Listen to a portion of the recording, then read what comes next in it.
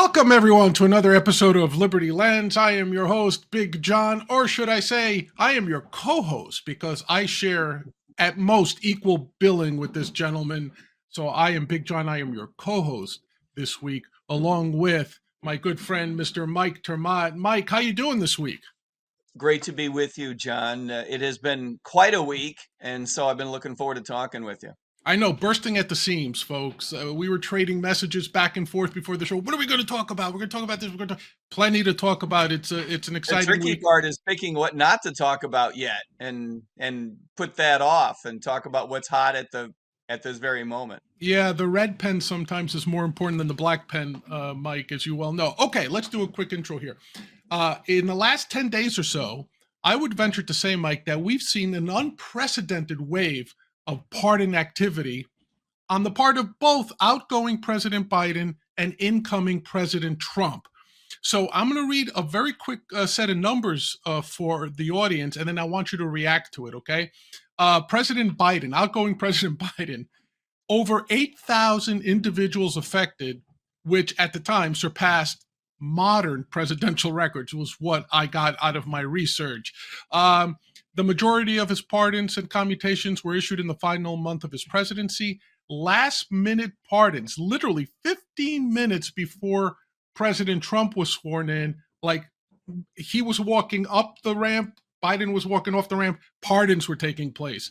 15 minutes right before Biden left office, there was another wave of pardons and commutations. Some notable things about Biden's pardons and commutations.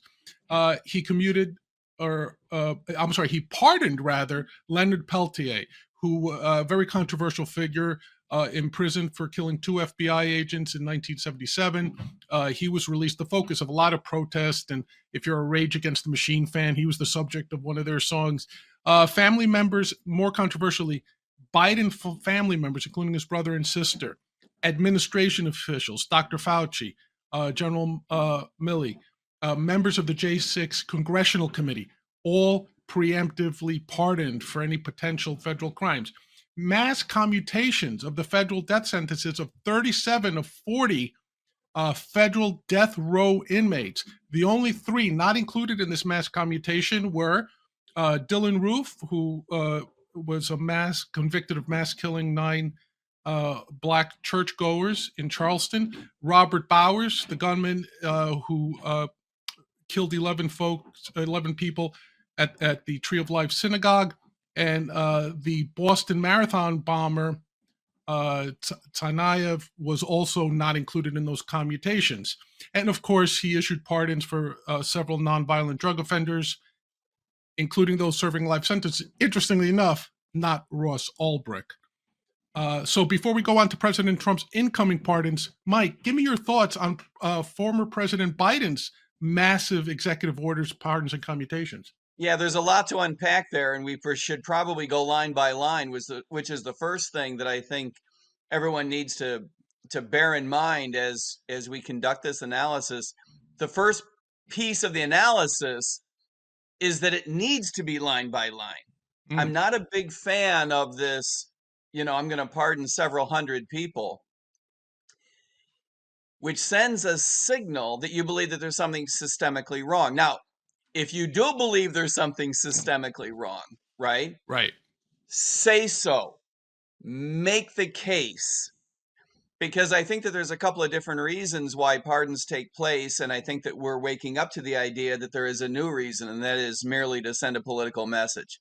One is that you think that there's something systemically wrong with the way prosecutions and sentencing have gone. For example, I don't have a problem with saying, we as a government cannot support the death penalty. But you undermine your argument when you say, except for these two, right? If you're really going to make Right. the case, then you've got to make the case by commuting all of the death sentences.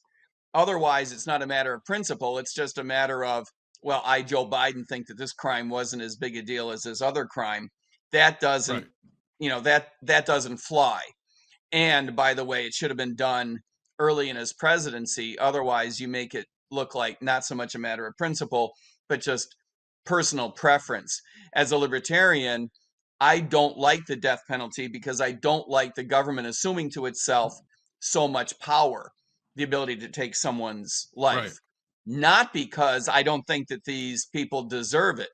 Uh, yeah, I haven't looked deeply into certain of these cases, but as you point out, some of these people were convicted of multiple murders, including the whack jobs who were racially motivated and went after the church attendees. There is there is quite literally no punishment that, in my view, would be too much. I just have a Right. problem with the government taking to itself the power to do so. I think that, this is a matter for God to dispense with. And if Joe Biden had said that, I think he'd have a lot more people on board than he did. But, to your point about there being 8,000, unless you articulate why these people, why those people, you just leave the impression either that you've got some weird pretense going on that no one can understand, or that you believe that the system is systemically flawed. You need to say so, because that's a big deal. That is not an insignificant number of people, right? Yeah. That is a big deal. Now, he pardoned family members. This is a particular problem for two Right. reasons. One is that there is no reason to believe, and he said that there was some political motivation. I have no doubt that there was, but he really didn't make much of a case, and I don't think most Americans believe that the system was screwed up in investigating his son, right? If anything, there's evidence to suggest that the investigation was held back, that was suppressed, that information was censored from being online, that there was no transparency coming out of the FBI, and that the FBI was slow walking and then cut that horrific deal that even the court wouldn't put up with, which is really unusual for a court to Right. say both sides have agreed and we're not putting up with it. That's a weird reaction from a court. So I think that Right. this is a real problem. But the bigger problem, the larger problem with the Hunter Biden pardon, of course, is that his dad is linked. That there is reason to believe that money was funneled from the Chinese government through Chinese companies to Hunter, to Right. his uncle, and eventually to his dad. And his dad is out there bragging about getting rid of a prosecutor that was a problem for the company from whom the money was originated. Well, I mean, that is a problem. I would have been okay if there were a court that said, you know what, the president has plenary power here, but this is a bridge too far. We can't put up with someone uh, extending a pardon in order to shut down an investigation that could lead to the revelation of his own criminal activity. I Right. would be Right. okay with that, and that is a matter for adjudication by a court that I don't believe we're going to see. But that's too bad. So to the other point, I think that we're waking up to the idea of pardons becoming a new political weapon. Yeah, that was the part I was gonna ask you about, which is we've had instances of these pardons. Like people have very short memories, especially folks on social media, right? I've seen things like no president has ever pardoned a family member before. No, Carter did it for his brother Of Billy, course. right? I mean, it's happened before. Then you Right. see things like, oh, pardons have never been used for political purposes. No, Ford No. pardoned Nixon. It's happened Yeah. in our lifetimes easily, right? So I Right. think that's one problem. We have short attention spans. But do you get the sense, and I think you've answered this already, that the pardon itself is now openly politicized, where Trump coming in, one of his campaign promises was, you elect me, I'm pardoning, and we'll get to this detail in a second, I'm pardoning this whole laundry list of people. Yep. You have Biden saying, hey, listen, we lost the election, which means I got a guy threatening to investigate everybody who ever dared investigate him, either rightly or wrongly. So I've got to preemptively, like the whole J6 committee, blanket immunity, Schiff, all those Yep. guys, Cheney, all of them, right? Talk to me a little bit about that, because the family one, as nepotism goes, we all see it. It's transparent, right? But in some ways, I've also seen like apologists, both I have to admit, both from the right and the left, saying, "Look, it's his kid. What do you want him to do? It's his brother. What do you want him to do?" Yeah, the Like, big problem, as I see it, the big problem with the nepotism in this particular case is that it shuts down an investigation that could lead right, to the old man. That's what makes it different. Otherwise, were it not for the connection to the Chinese government on one end and the president of the United States at the other end, we're just worrying about how strong the links are in between. Were it right, not for that, I yeah, think most Americans really wouldn't care that much if, Bill Clinton pardons his brother for drug related offenses. Nobody, yeah. I okay, mean, you roll your eyes and you move on. I was going to say people may not be okay with it, but they grasp the concept of it, and I Yeah. think they're willing to say, "I don't agree with it, but I get it." It's not But going I to undermine the efficacy of the federal government of the United States, whereas the Biden case quite literally could yeah. if it became modus operandi, and No, no one is suggesting that it right, would. But but okay, so that's a problem. So specifically to the J6, the blanket pardon for all the congressmen involved, the staffers yep. involved. Well, how do you feel about that? Yeah, well, it's complicated, but to your earlier point, what some of these have in common is that it's not merely um, political in the sense that this particular case is political, but rather the nature of the pardon has Mm, become a political lever. In some sense, it rhymes with civil disobedience.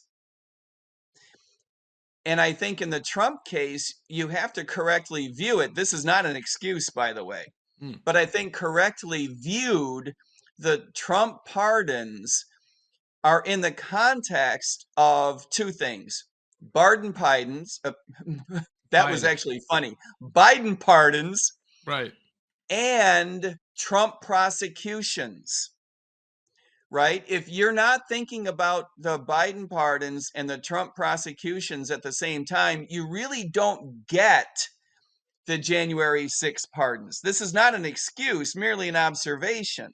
right, And I think that we need to be very, very wary of where this goes in the future.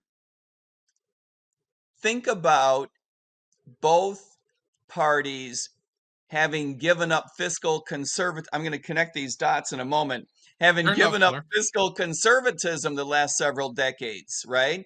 Right, It used to be, when we were kids, both parties would at least make statements about fiscal conservatism in the same way that both parties until recently have made important statements about law and order. You get where I'm going.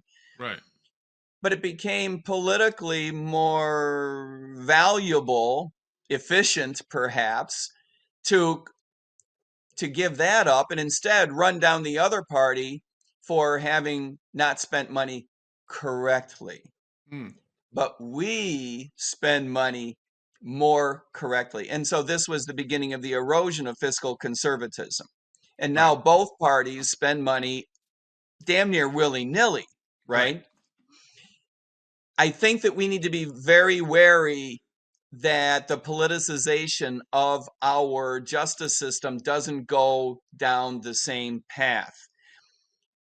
The analogy being, there are certain cases where you might like the way the federal government spends money. You might like the way the White House pardons certain people. Maybe in certain cases, in either one of those realms, it is, objectively speaking, a good idea. But that doesn't mean that systemically we right, should be according these people these powers. So, right, however you feel about the J6, we'll get into it, but however you personally feel about the J6 pardons and clemency actions, the commutations, remember that there is a larger context here, and that might make you feel better and it might make you feel worse. right, To your and point, it yeah, go was ahead. the fulfillment of a promise. Right. And that's what I was going to ask you. A couple of episodes ago, I think it was when we were reviewing the nomination of Kash Patel to be FBI director. Like, I think between the two of us, we kind of came to the conclusion that given Patel's rhetoric, we said, look, it's understandable, but at some time the vendettas have to have to stop. Like literally, I view this as a mafioso vendetta, right? You did this to me, I'm going to do it to two of yours. You did it to two of mine, I'm going to do it to four of yours. And you have this escalating Hatfield-McCoy vendetta type of thing. Use Yep. whatever term you want. And now we see it in the pardons, right? You pardoned your criminal family. Guess what? I'm upping it. I'm pardoning an entire judiciary committee. Well, I'm going to pardon all these quote hostages that you have been holding for 4 years, Right. or whatever the case may be. Right. And by the way, as we roll into now the Trump pardons, because let's kind of seamlessly do this. However you feel about J6, right? I'm not going to debate that with you right now. Blanket saying everybody gets to be released now, everybody convicted. I think personally that took even some supporters like J.D. Vance 2 or 3 days before the pardons was saying, hey, we're not going to release the guys from J6 who were convicted of violent crimes, Absolutely. of attacking police officers and things like that. And the next thing you know, everybody's walking out the door. How do you feel about two things? Those One, of us who rolled our eyes and thought that the left was being a little dramatic by suggesting that J6 rioting was a fundamental and profound and existential threat to democracy, we thought, maybe they're exaggerating and using rhetoric that they just don't need to use. Those of us who view January 6th, I still believe correctly as, a riot in which some people behaved very badly and some people merely behaved badly and some people merely behaved in a silly a whole range, right? Those of us who are in that space, I think, are still back a week ago with J.D. Vance suggesting that, well, if you committed violence, you have to be held accountable. I think that that's fairly basic stuff. And I think that that holds whether you're a Democrat, a Libertarian, a Republican, or anybody else inside or outside of this country, right? That's pretty basic stuff. Pam Bondi said the same thing. And I was fascinated to see when President Trump was being interviewed in real time, signing these things, right? He did not have a great answer when asked about this. I found that particularly fascinating because even if you disagreed with what he was doing, you would have expected him, typically when he does stuff that people don't like, he's got a fairly robust argument. He can be full-throated when he wants to be, even if he's irritating you, right? Right. And I did not get that impression from him whatsoever, which brings up one more facet that I don't think people are talking about enough. I've said this about the Biden White House. I've said this about the Kamala Harris campaign. I don't think he was served well by his staff. I think that there was very weak staff work here. And staff work defined fairly broadly. His appointees, even down to civil servants, a number of people have to be involved in crafting these things. There should have been greater time spent. Okay, boss, we're writing up these pardons for this reason, right? And we're writing up these commutations for this reason, right? And here's the spreadsheet. Here's your 9.5 by 11, or here's your card, or here's your computer, here's your whatever form of communication. But this is what we're going to say as a White House. This is what we're going to say. This is kind of what we're expecting you to say to back up this process about these various different cases and what's the difference. And even if he were to come up with something that maybe a libertarian wouldn't be all that fond of. Let's say he were to say, you know what? This is political. I think that they were prosecuted with political motivation. I think that it's part and parcel of coming after me personally. And I'm given pushback to, get the pendulum to swing back toward the middle. This is not what I personally would have done, but you could imagine him saying that, right? but he really wasn't prepared to, Yeah, maybe he will in the coming days. wasn't his answer something along the lines of "I don't know" or maybe We're he going to was like, look "Oh, into, he said, we're going to look into it, which I think is not a bad answer for 2 weeks ago. not We're going for to look after into, the fact, right? Not after the fact, right?" right. It was Yeah, almost like, I'll get back to you yeah, on all of this, which, I get, if he had said, well, we do have reasons for each one of these. I'm not prepared to articulate on a case by case basis, and I'll get right. back to you. But it fell fairly flat. I would have appreciated maybe even if he had turned it over to someone, right? If he had said, here's my guy from DOJ or from White House, from General Counsel's office, here's my guy who's going to talk in some detail on a case Right. by case basis. I think a lot of people would have accepted that. Maybe they wouldn't have liked the answers, Yeah. but I think, as a matter of process, it would have come off better. So I think there's another facet here. I just don't think he was served well by the people surrounding him. Yeah, and I'm trying to, after we do our shows, I collect feedback. How did I act? How did Mike act? One of the things that's always directed me is I'm way too quick to jump on Trump personally. So I'm trying to be more measured in my response here. I'm trying to be fair. So I got your point about Biden, where you said, like, hey, if you believe that the death penalty is wrong, why did you exclude these three from the 40 sentences you commuted? You missed an opportunity to either say the death penalty is wrong or it's wrong, except in the cases of mass murder, where I think it's justified or there's no redemption. Say something Exactly. like that. Right. And in this And case, I think Trump missed an opportunity. that's what I'm saying. He had the opportunity to say, I couldn't tell you every one of these guys, but the whole process stunk from the head down. That's why I'm giving a blanket. Right. And I think that a lot of attorneys and a lot of other folks will recognize the old principle that if police misbehave in, say, the collection of evidence Right.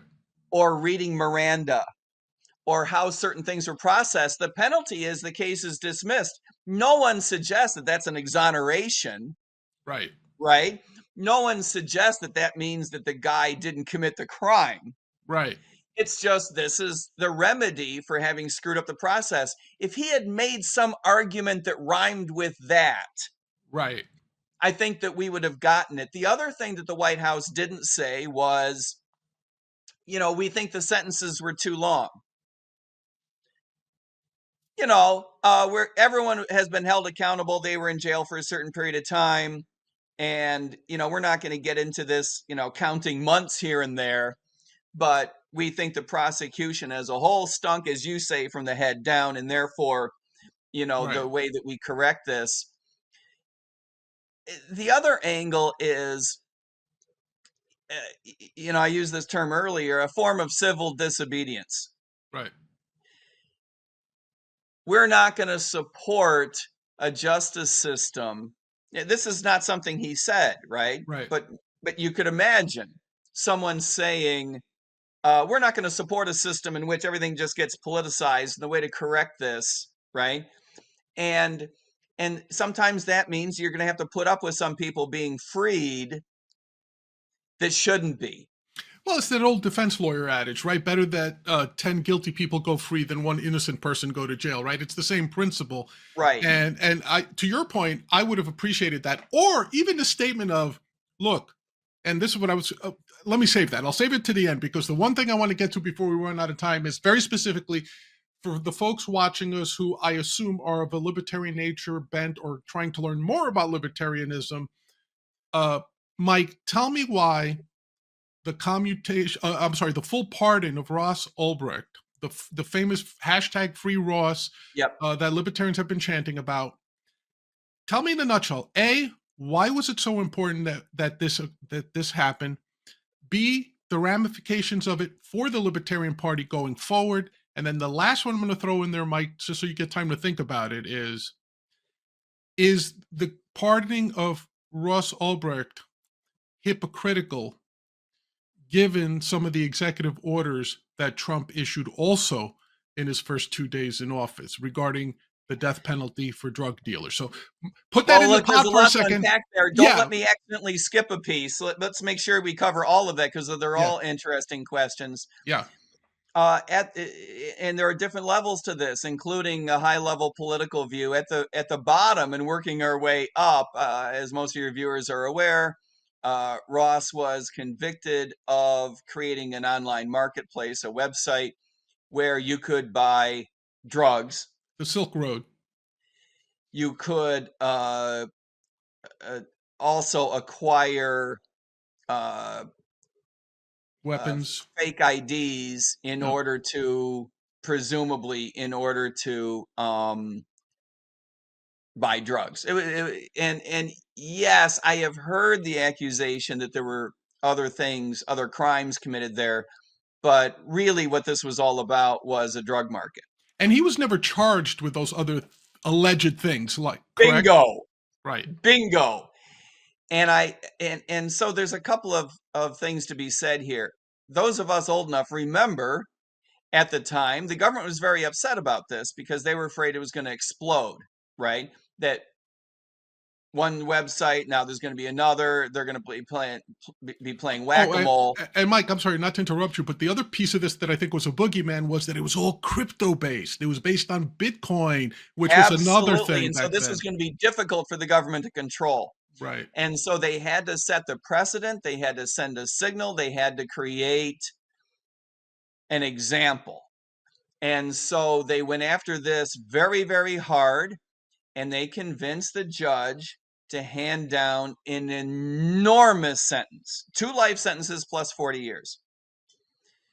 And so there's a couple of things wrong with the process. One is the political nature of it. Right. One is the extent to which the government wanted to maintain control. Now, there's another libertarian angle, which is that most of us libertarians don't believe that the drug trade itself should be illegal because we believe in 2 things. One, it violates your bodily autonomy because it's a victimless crime. And number 2, speaking as a police officer, I just don't think the war on drugs as a practical matter works. I think the government assumes to itself enormous powers in an effort to suppress something based on a weird set of ethics that just doesn't hold water. So for all these reasons, libertarians also believe that the government should not have been going after this case at all, but given that it's illegal, at least we can understand it. But the sentencing got out of control, and that's because the government wanted to send a signal, and as we know, the judge took into consideration allegations made by the government that did not have evidence to support them. He was not convicted of these other crimes that the government believed he had engaged in. He wasn't even charged with them. Wasn't even charged with them. And let's be clear, there were allegations, again, that he was never charged with, that were never allowed into evidence, I think. I could be wrong. That he had hired a contract killer to eliminate a rival, supposedly. That's exactly right. Right. And I have no reason to believe that that's true. If I have no idea, but the point is that as a matter of judicial process, as a matter of fairness, as a matter of the system in which we want to live, you cannot allow a judge to hand down an enormous sentence because of something that was alleged by somebody. Right. And so, yes, the huge government power, the government motivation, the politics behind it, as well as just some sense of unfairness, 2 life sentences for creating a website and allowing traffic to take place. It should also be said that the government knew, we all knew at the time, that Ulbricht's motivation, which he had written about personally, was not to hurt anyone, was not even because he thought drugs were wonderful, right? It was to create a marketplace that undermined the government's ability to control people. He was being an ANCAP. I mean, you're singing libertarian music, right? Right. He was being an ANCAP. Let's face it. He was putting ANCAP principles, anarcho-capitalist principles, into action. He built what many ANCAPs only talk about, right? And to your point that you've eloquently stated, this was just a threat to the government. You had the looming specter of Bitcoin and crypto. Crypto means hidden. It must be nefarious, everyone. So you had that, plus what you said, the drug trade again. And the And government seized the crypto that yeah, Ross had control over, which I am told that today would be worth $5 billion. so Now, you've in got those this. days, it wasn't Yeah, worth nearly that much money, but the government seized it, paid off whatever liabilities were outstanding, and kept the rest to itself, right. which is just another reason to piss off everybody. So this is very much a political case. It was political from the get-go. And so, yeah, libertarians got behind it. President Trump promised those of us at the Libertarian National Convention that he would pardon Ross. He had spoken to Ross's mother, Lynn, directly. And at the risk of pissing off some people, look, we have to. I know that you have viewers who are big supporters of Angela McArdle and the leadership of the Libertarian Party, and you've got viewers who are the opposite. Right. But we would be remiss if we did not say that Angela's direct contact with President Trump played a major role in pulling this off. That's just the truth. And you've got to hand it to Angela. This was a major victory, I believe, for the Libertarian Party, for libertarianism, as well as the Ulbricht family, and a bit of a victory for those of us that stood for this cause. All of the candidates vying for the presidential nomination, right, inside the Libertarian Party, were very, very supportive. Right. Our team made it a central point of the speech I gave asking for the nomination, and lots of others were extremely supportive of this idea. And so there was a great deal of momentum inside the Libertarian Party. I also got to say that personally, Lynn, his mom, wow, the amount of effort that she put in, not only physically moving from place to place to be close to Ross, but attending Libertarian Party conventions and other events, Right. attending fundraisers. I'll tell you, John, Yeah. this will make my point. Yeah. When I was running for Congress Right. several years ago, she came to a fundraiser for me just to impress upon me the importance of this case, to make sure it was on my mind, to make sure it was on the mind of others. That's how hard she worked. I mean, if she's going to congressional campaign fundraisers for, nobodies like me inside the Libertarian Party to make her case, she was working hard, Oh yeah, she's a mom advocate. There's no and doubt it about it. paid. It Yeah. paid off. Yeah, and let me. I wasn't ignoring you, Mike. I was looking down to try to check my notes to see. I think I'm trying to. Ross served almost 10 years of that double life plus 40 More. He sentence. served 11 years in a 11 years. few days if you include the pre-trial time. The pre-trial term, right? So total incarceration, let's call it 11 years, Yeah. which is like you've just outlined for all the reasons you've outlined. And listen, this is where I get to do a mea culpa. As you know, I'm no big fan of Angela McArdle and the LNC, and I'll also state I hate being wrong. And I hate it when people call me out for being wrong. I hate all three of those things, Mike. We all But in, do. but in this case, call me out. I'm glad I was proven wrong. I never thought Trump would do this for a lot of different reasons. And my problem was they were logical reasons where I thought he wouldn't do it. Yeah. The main reason being is he didn't need the Libertarian Party, as it turned out, right? Because he won decisively. So that was political reason number one, that he didn't need it. Political reason number two, Thomas Massey, since 2020, had been hounding since 2017, had been Yep. hounding Trump to release Ulbricht. No Massey, of avail. course, to no avail. He just got a deaf ear towards it. Massey also continued nagging the Biden administration to get Ross freed, to no avail.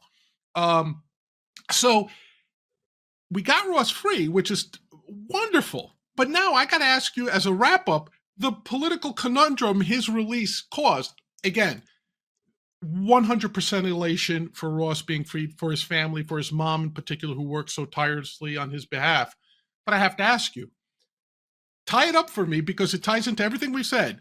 Biden, among those 8,000 other folks for nonviolent drug offenses that he either commuted or pardoned, Ross was not one of them. He excluded Ross from those 8,000 or so federal drug offenders. So, and again, with no explanation, like I don't think nonviolent drug offenders should be in lockup, except for Ross.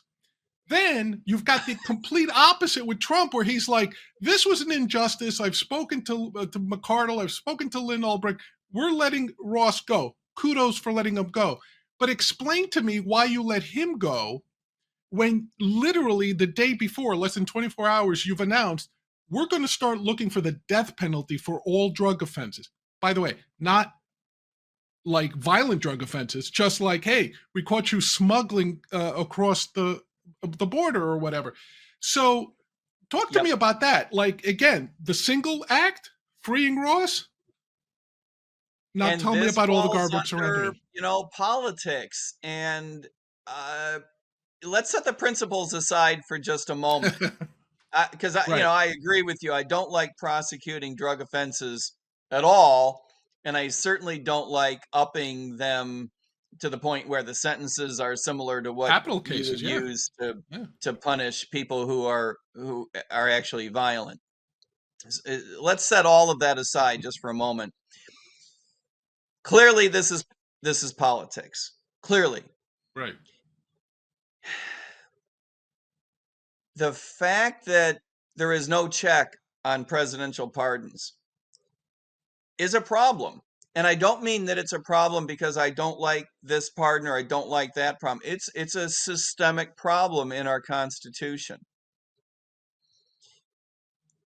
Joe Biden has shown that. He has just shut down what I believe is an investigation that would lead to his back door, if not his front door. Right. I would support there being some check on this. I don't know what that looks like. I don't know if it needs to be constitutional or if it can be handled by federal statute, judicial review, right? A court review of it.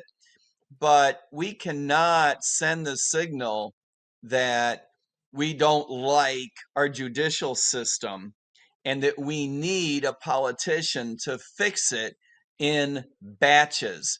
That is not a good signal to send. What I fear is that, just like in the case of fiscal conservatism being left by the wayside, that instead of these pendulum swinging corrections, we will get exaggerations, and that it'll flip-flop from one side to another, getting larger instead of small. It's one thing if those swings dampen over time. Right. You did something stupid, so I'll do something dumb, then you do something silly, and eventually this peters out. What I fear is that you do something silly, I do something dumb, then you do something really crazy, and I do something insane, right? Right. And this gets larger over time. At the moment, we're okay.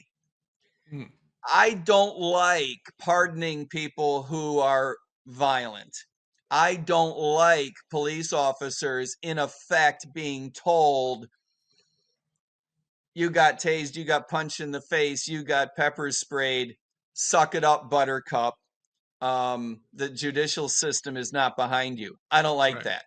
But at the moment, we're not in a meltdown scenario. Today, the left is melting down and exaggerating the importance of this. I don't like that either. At the moment, we're in an okay place. It's where we're headed that worries me so much. Yeah, and I like the way you tied that up, because my final question to you was going to be, do you support some sort of constitutional amendment about the pardon power? But Mike, having great minds thinking alike, I guess we got there without me having to lead you, because I was going to suggest, like, the presidential pardon power in Trump's first term. If you recall, we had all these whispers. Is he going to pardon himself on the way out the door? Is that constitution? Does that pass constitutional muster? Well, there's nothing in the Constitution that says you can't pardon yourself if you're the president, right? And back then, I remember saying, well, you know what? Maybe Congress should address that before we get to that crisis, in the That's future right. at some point, right?